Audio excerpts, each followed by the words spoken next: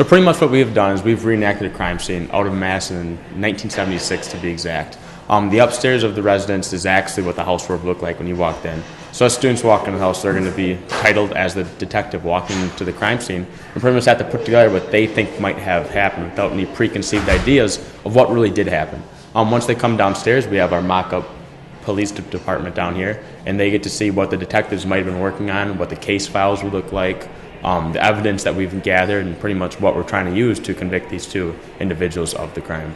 Well, this year we chose to pick a case that was a little more local, like I said, Mass in 1976. And we picked it because, number one, it's not very well known. And number two, it's really gory, kind of horrific scene. Not very often do you have murders that are that ugly. So that's one of the things that really drew us to the case. After that, it was just getting all the court case reports, all the pictures of the evidence, and then kind of tying it all together, trying to make sense of it and trying to put ourselves in the shoes of the detectives and what it might have looked like.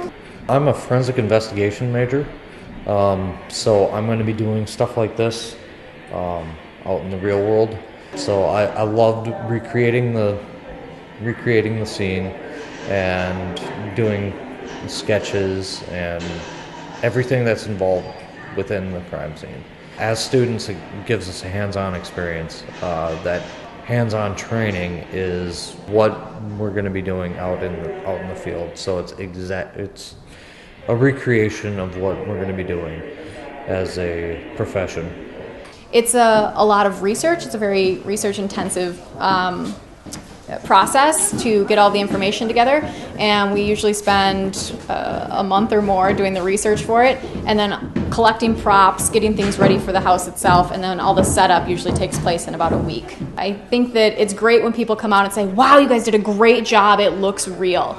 And that's the point. We want this to be an educational event so that people can see that it's not necessarily like it is on TV, and they can come out here and see what it's actually like to walk into a crime scene. It's not glamorous, and what do they have to do? What do they have to notice? What do they have to observe? This is my favorite part, just of the fall semester. This is fantastic because the students come out, they get excited. You can actually watch them and see how well they're learning, what they need to be learning in class. So it really is fun to see them, their faces light up, and hear them hypothesize and apply what they've learned. The house is used not just for this event, but for classes.